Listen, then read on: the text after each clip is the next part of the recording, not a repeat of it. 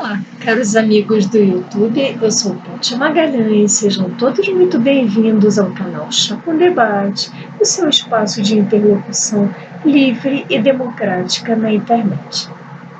Hoje, a pedidos, falaremos um pouco do belíssimo filme espanhol O Poço, em cartaz no Netflix. Do que trata O Poço? Da necessidade de comermos para nos mantermos vivos, para garantirmos a nossa própria sobrevivência. E aí, temos na cena inicial do filme uma refinadíssima cozinha setorizada, preparando iguarias de fino trato, com muito esmero. E logo em seguida a essa cena, o filme sofre um corte e vemos o protagonista, que é o fio condutor da narrativa, despertar no poço. E ele desperta num determinado andar do poço. Primeiro vamos explicar o que é o poço. O poço é uma estrutura, é uma edificação vertical de um número indefinido de andares, uma estrutura subterrânea, e onde os habitantes dividiam andares do poço.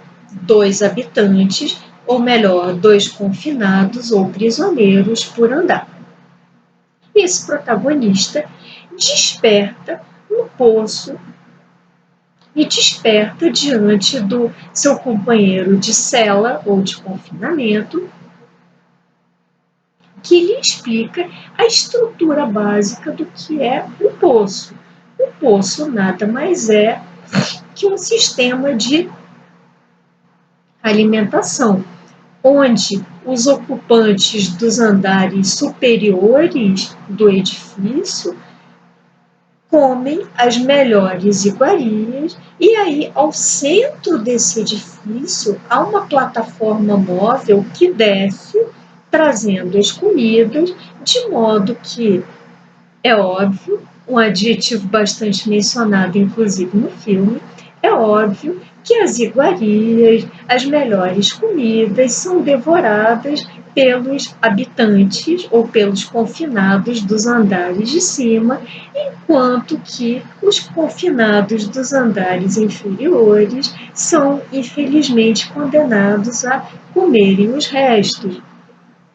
E como é contado logo nas primeiras cenas do filme ao protagonista por seu colega de cela, um senhor até bastante cínico, digamos, realisticamente cínico, como lhe é contado, à medida que a comida vai escasseando na plataforma, já que os habitantes, os confinados de cada andar se servem à vontade das comidas, à medida que as comidas vão escasseando, é claro que os confinados dos andares inferiores não veem praticamente comida, veem ossos, veem restos estragados, e os confinados dos andares ainda mais abaixo só veem mesmo vidros quebrados, restos de louça sendo condenados à mais negra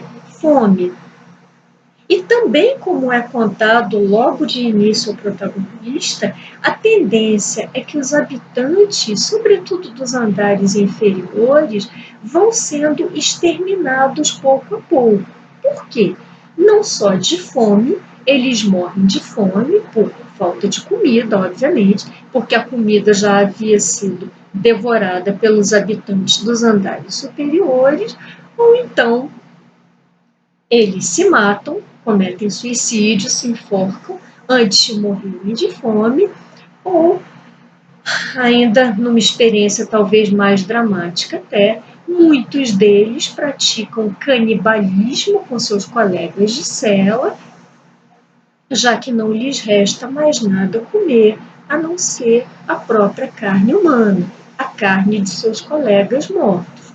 E isso é narrado diante do nosso protagonista, um leitor de Dom Quixote, um aguerrido leitor de Dom Quixote, que entrou no poço por opção, foi uma das únicas personagens a ingressarem no poço por vontade própria. Por quê?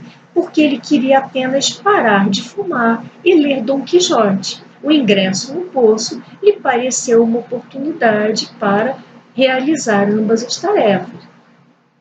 Então, esse protagonista, estarrecido diante do quadro, começa a tentar se adaptar à realidade, a comer aqueles restos, a se satisfazer com aquilo. E os habitantes de cada andar do poço lá permaneciam por apenas um mês.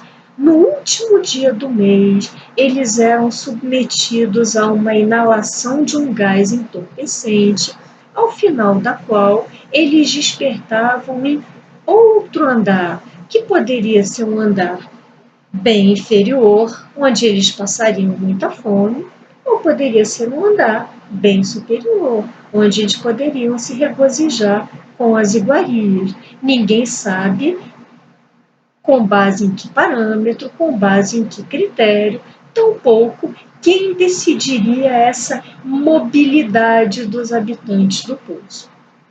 Então, após percorrer alguns andares bem inferiores, onde ele permanece famélico, alguns andares superiores, onde ele depara com iguarias, e verdadeiramente desesperado, quase enlouquecido, como o próprio Dom Quixote, que ele tanto lia e idolatrava, praticamente à beira da loucura, esse protagonista se lança numa empreitada heróica ao lado de um companheiro de andar de poço, de tentar, nas suas palavras, abre aspas, quebrar a lógica do poço. E de que forma eles tentariam fazer isso? Encontrando-se eles, naquele dado momento, num andar superior, num andar bem privilegiado do poço, a saber, no quinto andar, eles se dispuseram a subir na plataforma das comidas e descerem cada andar do poço, distribuindo, em tese, igualitariamente as comidas aos demais habitantes de cada plataforma, até que, no fundo do poço, eles decidiram manter uma iguaria belíssima, um prato muito bem preparado, decorativo, que era uma panacota, que eles deixariam intacta para mandar de volta a essa cozinha como uma mensagem, mostrando o quê? Mostrando que as pessoas, apesar daquela fome brutal, haviam conseguido resistir à barbárie e estavam enviando de volta à administração central uma panacota. Só que havia um problema. Ninguém sabia ao certo qual era o número de andares do poço. Estimava-se que houvesse de 200 a 250 andares. Então, por um cálculo grosseiro, aproximado, o nosso protagonista, o nosso Dom Quixote, ao lado de seu companheiro, estimam mais ou menos um racionamento de comida para que no andar 250 ou no andar 200, no andar que seria o último andar do poço, nada sobrasse além da panacota. Só que houve um terrível erro de cálculo. Não havia apenas 200 ou 250 andares. O poço era bem mais fundo. E aí, quando chegam os dois já famélicos, muito machucados, ao andar que parece ser o último do poço, lá encontram uma criança, uma menor de idade, que era filha de uma das habitantes prisioneiras do poço, e eles deparam com essa criança que havia sobrevivido quase como um milagre após passar muita fome, já que esta sim se encontrava no último andar do poço, e eles compassivamente decidem alimentar aquela criança com a panacota. E uma vez comida devorada a panacota, eles imaginam que a mensagem a ser enviada à administração central do poço seria a própria criança. E que tipo de mensagem seria essa? Seria uma mensagem de paz, de esperança, tentando redimir corações duros com a pureza, com a ingenuidade e com a incrível resistência daquela criança. Então, eles se retiram da plataforma, onde inclusive encontram um ex-companheiro que havia sido o primeiro colega de cela do nosso Dom Quixote e estava morto. Eles encontram esse companheiro morto e a criança sobe vertiginosamente rápido na plataforma e o filme se encerra dessa forma, abrindo margem a inúmeras interpretações. O que teria ocorrido com o nosso protagonista, o nosso quixotesco protagonista? Teria ele morrido de fome e encontrado aquele espírito em outra dimensão? Teria ele se resignado a permanecer para a eternidade literalmente no fundo do poço, até morrer de fome? Não se sabe. É uma conclusão, um final para lá de ambíguo que podemos interpretar de diversas formas. Então, gostaria de traçar algumas reflexões, propor algumas reflexões a vocês, com base em três principais aspectos. O primeiro, o aspecto jurídico. Aquelas práticas desenvolvidas num poço por pessoas famélicas, por pessoas em desespero, que não viam comida há um mês, muitas vezes há mais de um mês, se caíssem em andares bem inferiores do poço. E aí me refiro às práticas de homicídio, canibalismo. Em tese, no Estado de Direito, seriam práticas excusáveis diante de uma coisa que se conhece em direito como estado de necessidade. Ou seja, elas mataram, elas comeram carne humana porque era a única alternativa para a sua subsistência. Essa seria uma possível interpretação jurídica. Ocorre que, no poço, não havia que se falar em Estado de Direito, muito pelo contrário. Aquele era um cenário de completa anomia, ausência de ordens, ausência de uma autoridade conhecida junto à qual os habitantes, os confinados do poço, pudessem queixar-se, uma instância recursal dessa determinada instância. Havia uma total carência de normas, de regras. Por exemplo, quando eles adormeciam, sonolentos pelo gás, eles não sabiam, não tinham sequer como prever em que andar eles despertariam, se no andar superior ou no andar inferior. Diante dessa imprevisibilidade de condutas, eles se encontravam numa situação de desespero, de desnorteamento. E aí, muito me lembram os romances e os contos do escritor tcheco Kafka, sobre os quais eu gostaria de falar mais, de ter a oportunidade, se vocês assim o desejarem, de falar mais aprofundadamente em outros vídeos desse canal. Mas, por enquanto, basta traçar um paralelo para vocês que tiverem lido Kafka, ou para vocês que tiverem interesse em lê-lo, e que muito encoraja esse interesse, porque é um autor muito enriquecedor, no universo de Kafka também vemos uma completa anomia, vemos uma impossibilidade de prever condutas. Por quê? Porque os personagens não sabiam quem eram seus juízes, de quem dependiam as suas vidas, de que forma eram tomadas as decisões, com base em que critérios, com base em que parâmetros. Também se viam completamente desnorteados no que ficou conhecido como universo kafkiano. Assim como no universo kafkiano estavam as personagens do Poço. Não sabiam os parâmetros, os critérios que os levariam a uma situação melhor ou a uma situação pior. Esses eram comentários jurídicos interessantes, ao qual acresço mais um.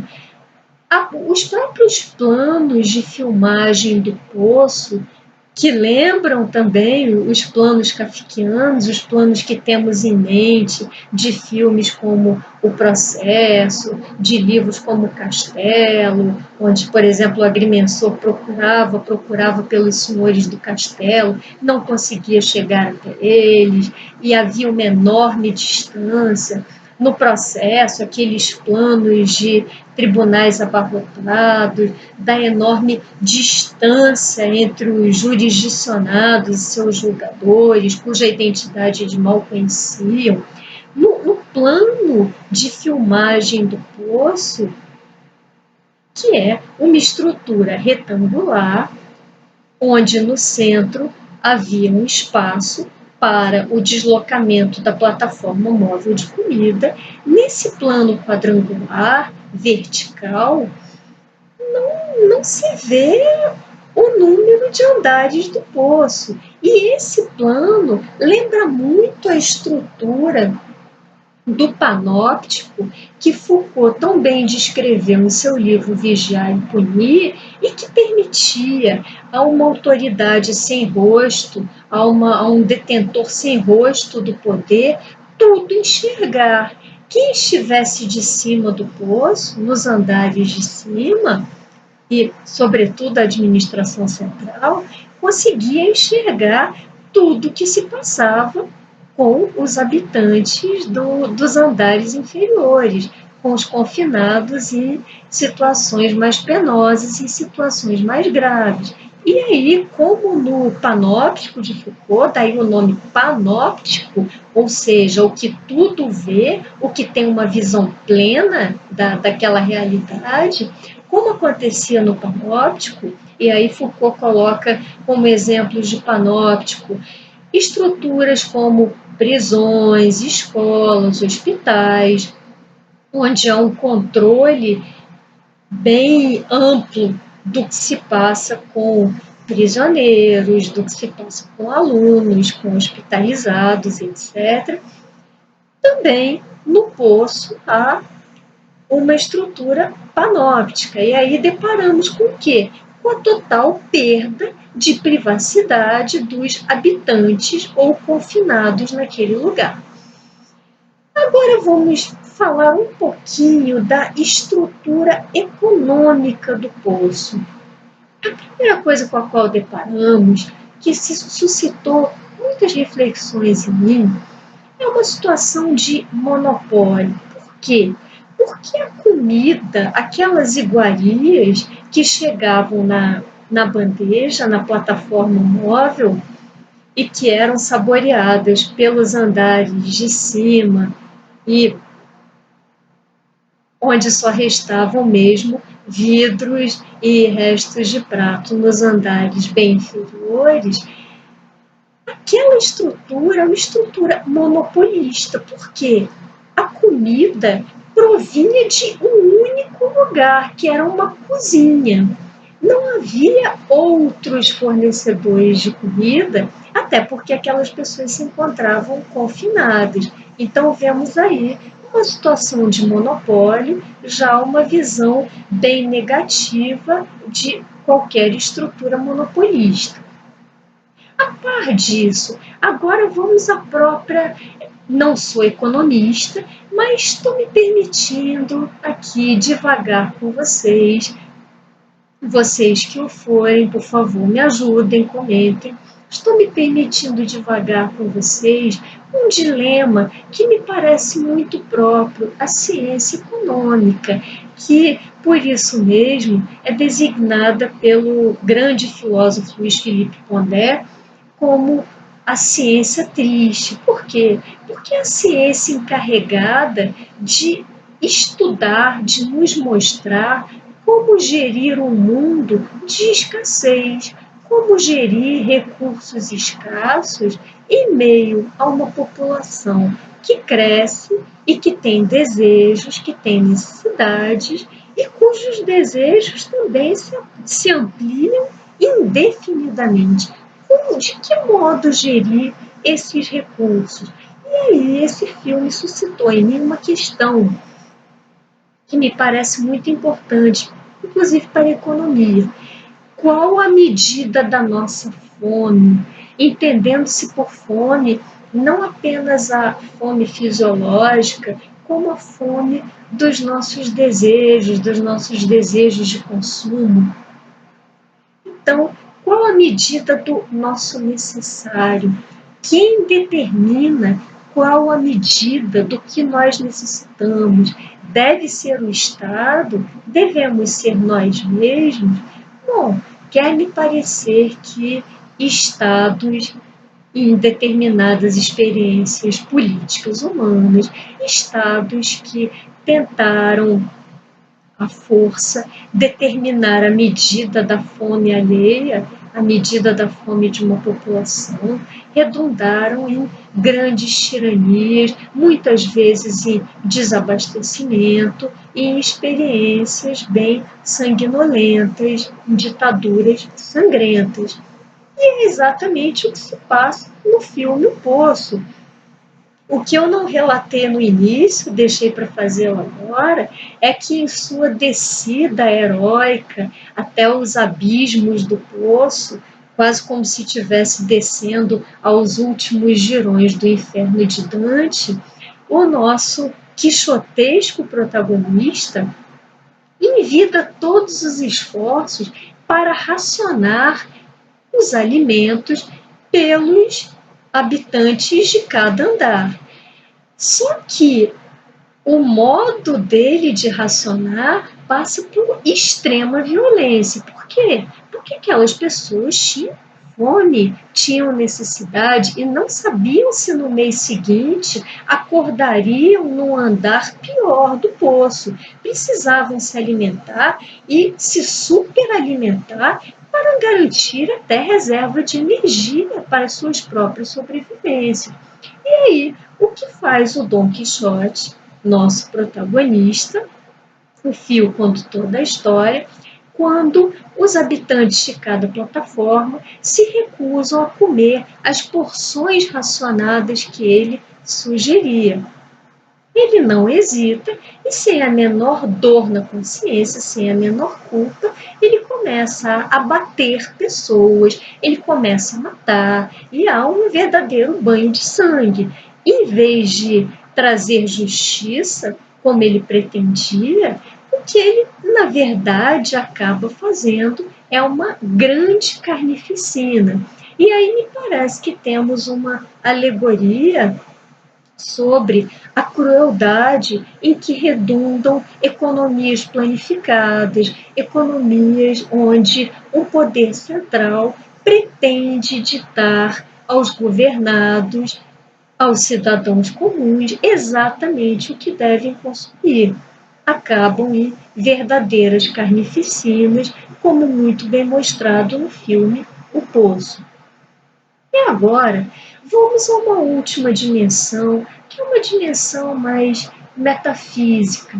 Vamos pensar, para além desses aspectos práticos que eu suscitei, não seria o poço em si, uma alegoria da nossa própria vida? E aí quero me referir à falta de sentido intrínseco da vida, à aleatoriedade da maioria dos eventos que se passam durante a nossa existência, que fogem ao nosso controle, como, por exemplo, a pandemia atual que nos assola, a aleatoriedade do desenvolvimento, da evolução de um determinado vírus que está castigando, que está matando milhares em nosso planeta. Foi um evento completamente aleatório, imprevisível, como é, a meu ver, a própria vida. Afinal, qual o sentido intrínseco da vida? Nós surgimos, nós nascemos a partir de um processo biológico de reprodução dos nossos genitores, mas o que exatamente nós estamos fazendo nessa terra, nessa existência? E uma pergunta que definitivamente não quer calar: o que acontece, se é que acontece, depois de encerrada essa nossa existência terrena?